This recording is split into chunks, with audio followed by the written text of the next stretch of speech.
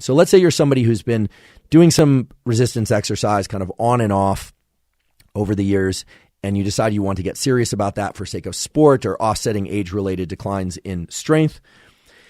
The range of sets to do in order to improve strength, to activate these cascades in the muscle, ranges anywhere from 2, believe it or not, to 20 per week. Again, these are sets per week, and they don't necessarily all have to be performed in the same weight training session. I will talk about numbers of sessions.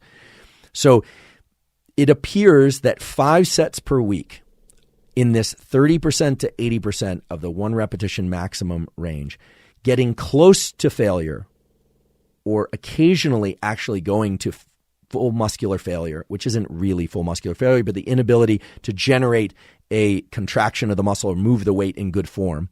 I'll go deeper into that in a moment. But about 5 sets per week is what's required just to maintain your muscle. So think about that. If you're somebody who's kind of averse to resistance training, you are going to lose muscle size and strength. Your metabolism will drop. Your posture will get worse. Everything in the context of nerve to muscle connectivity will get worse over time unless you are generating 5 sets or more of this 30% to 80% of your 1 repetition maximum per week. Now, how many sets? You are going to have to determine that.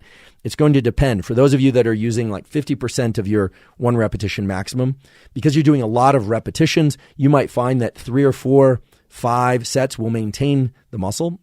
You might decide to do that once at one point in the week and then do it again, right? So if you're going for 10 sets a week, you can divide that among 2 sessions, or you can do that all in 1 session.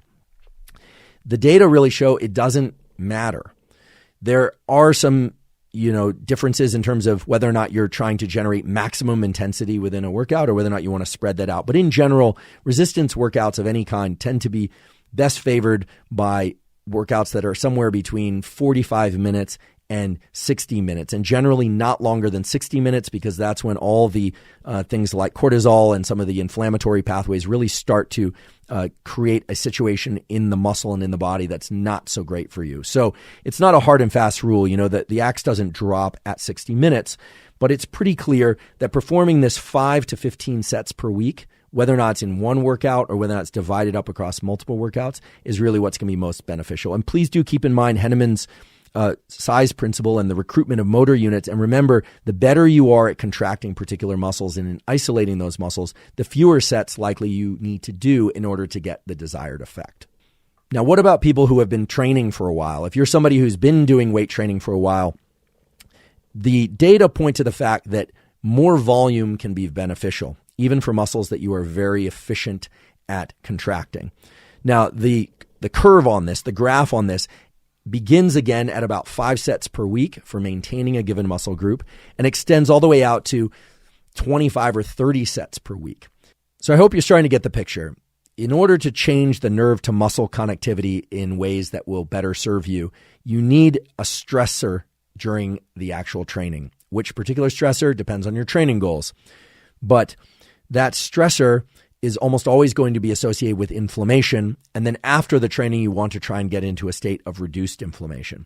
And that's why you would do some sort of protocol, non-sleep deep rest, which we will link to in our caption, or perhaps you would use the hypnosis app that we've talked about before, Reverie, REVERI.com. There's a great app for accessing deep rest states or the physiological side to try and get your system to calm down after training. There are also tools that one can use to reduce inflammation at a kind of foundational level away from training. And these are tools that I've talked about many times before, but I'll just restate them again. The kind of golden 3, according to Andy Galpin, and the ones that he recommends are sufficient omega-3s. Again, that can be accomplished through diet, through whole food intake, or through supplementation, or both. So in general, getting above 1,000 milligrams of EPA per day to keep inflammation low or relatively low, vitamin D, and in some cases, magnesium malate.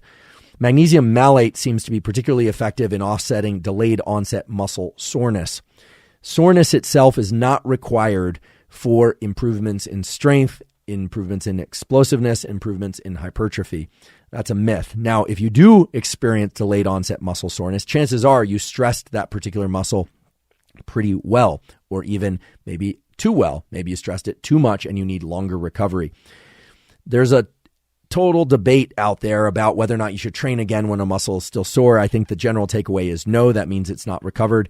And there are things, of course, like massage, like fascial release and things of that sort, sauna, cold, that can perhaps accelerate the movement from soreness to not sore. But in general, the omega-3, vitamin D, and magnesium malate trio seem to be an effective way to reduce inflammation at kind of a systemic level. But remember, you want inflammation provided you're not damaging the muscle so much that you're injured during the training session, because that's the stimulus for change in those muscles. When it comes to supporting muscle, to supporting the synthesis of larger, what I call myosin balloons, it does seem that ingesting 700 to 3,000 milligrams of the essential amino acid leucine with each meal is important. Now, that does not necessarily mean from supplements.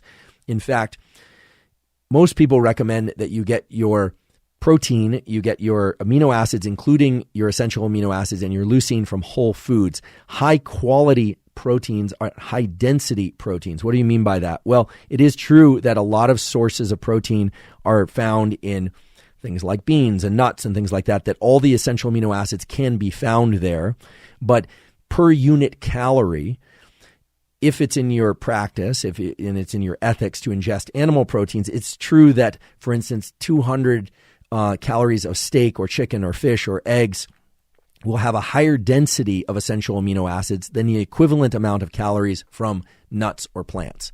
That's just simply the way it works. So I'm not, for the vegans and vegetarians, I'm certainly not saying there's no way that you can support muscle growth. You absolutely can. Some of them might want to supplement leucine, but this 700 to 3,000 milligrams of leucine per meal is one of the best ways that's been shown to support the synthesis of more myosin if your goal is hypertrophy. And it's also the way that you would support muscle repair if your goal is strength. So that's specifically geared towards muscle hypertrophy and strength. And I encourage you to think about this protein density issue and whether or not you ingest animal proteins or you don't, to think about whether or not you're getting sufficient essential amino acids, especially leucine. Now, many people have addressed the question of whether or not you need to eat 6 or 7 times a day. It turns out that you don't. That's kind of the old school thinking, that you need to eat very frequently. I think for certain athletes who are very active, for drug assisted, meaning people that are enhancing their testosterone levels to super physiological levels where they are experiencing very heightened levels of protein synthesis and they can utilize all that, that might make sense. Again, I'm not supporting the use of those performance enhancing drugs, but there are people doing that. And that's one of the reasons why they eat so frequently and so much protein. For typical people who are not doing that, I imagine most of you are not, then it does appear that you need to eat, but you don't need to eat 6 or 7 times a day. It does seem like not eating once a day is also important. So somewhere between 1 meal a day and 6 meals a day lies the more reasonable 2 or 3 or maybe 4 times a day. And of course, we'd be remiss if we didn't talk about time of day for training. Turns out that whether or not you train in the morning or in the afternoon doesn't really seem to matter for sake of things like hypertrophy and strength, etc. Everyone seems to have a time of day that they prefer to train. I've said before, and there are reasons based on body temperature rhythms and cortisol release, that training 30 minutes, 3 hours, or 11 hours after your normal waking time can be very beneficial and can provide a sort of predictability or regularity to when your body will be ready to train and best apt to train well. There is some evidence that training in the afternoon is better for performance, whereas training for body composition changes and strength changes, etc., doesn't really matter when you train. So you also want to make it compatible with sleep, compatible with work. That really gets down into the weeds of optimization. And as always, please put your questions about the podcast episodes and suggestions for future episodes in the comment section. I really do read through all those comments. It takes me some time, but I do read through those. I reply to as many of them as I can, but I do read them, and they're a great way for us to get feedback. Last but not least, I want to thank you for your time and attention today. And as always, thank you for your interest in science.